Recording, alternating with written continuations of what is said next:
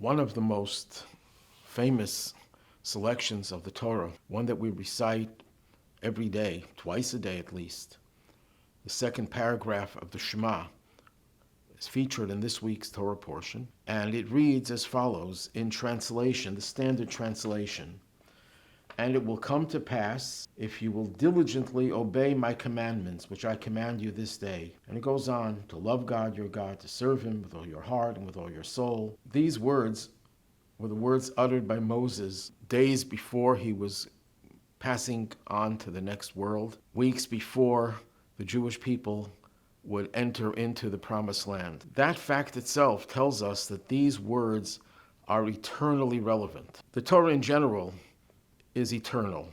Being the divine wisdom, God is eternal, so his teachings are eternal.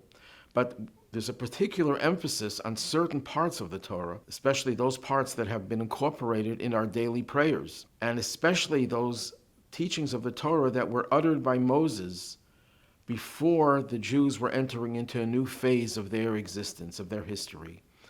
So let's try to understand what is the message, the eternal message from these words.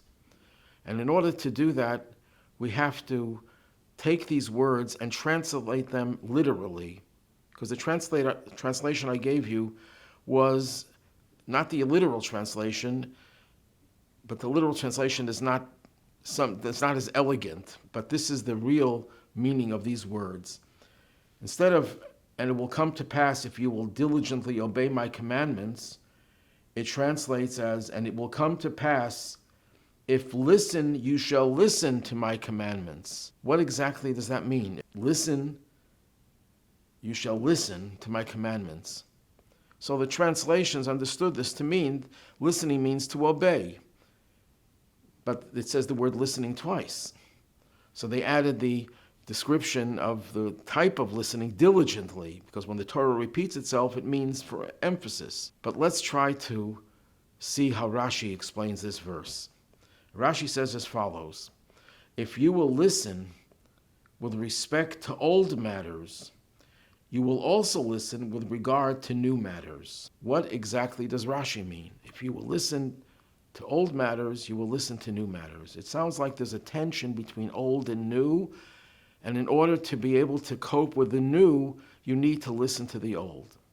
And here's where we confront the challenges of modernity. The world is constantly changing. The world is transitioning. The world does not stay in one place. And especially in modern times, the fast pace of what's happening in this world is unprecedented.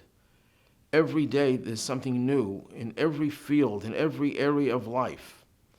And that is a problem. It's a problem for many people because there's so much pressure on us.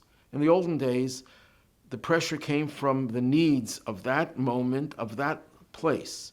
We were only connected to one place for one moment. But now with modern technology, we are in touch with the whole world 24/7. We are exposed, of course, if you keep Shabbos, it's 24/6, which is very healthy. But it's constant exposure to everything going on in the entire world 24 hours a day. And that creates a tremendous amount of pressure and anxiety. It's very hard for people to cope with modernity because of the pressures. Now, when the Jews were slaves in Egypt, they also had anxiety, but it's for the opposite reason. The Jews in Egypt were subjected to the same backbreaking labor day in, day out, repetitiveness. It was boring, it was tedious, it was obviously torture. And that dulled their senses. That's why the Torah says that people couldn't listen to Moses because they had such hard work and short breath. Now we're suffering from the very opposite. In a way, it's a blessing that we don't have that kind of pressure, but it's also a curse. Modernity is a curse because we can never keep up with it. What was considered to be modern today, tomorrow will be outdated.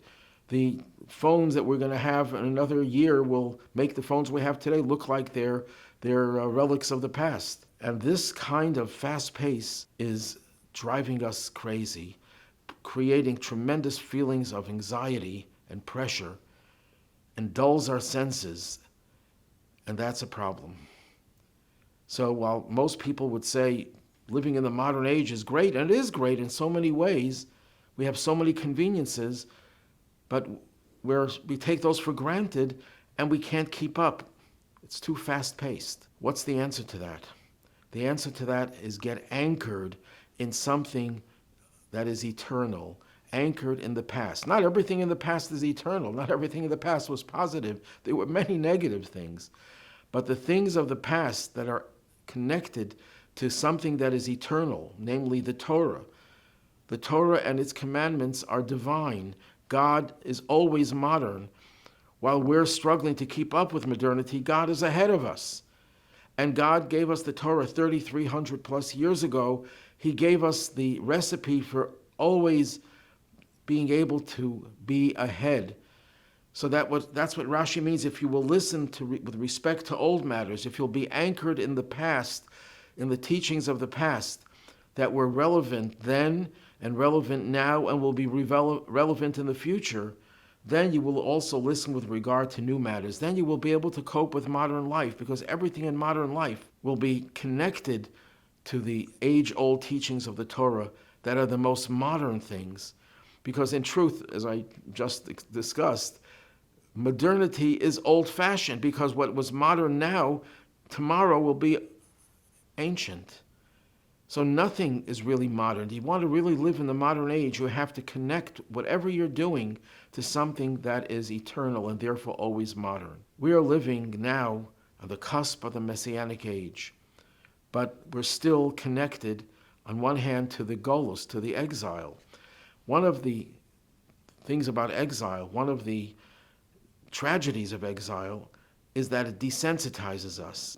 What is that which desensitizes us? The fact that we cannot deal with the anxiety of life. There are so many pressures.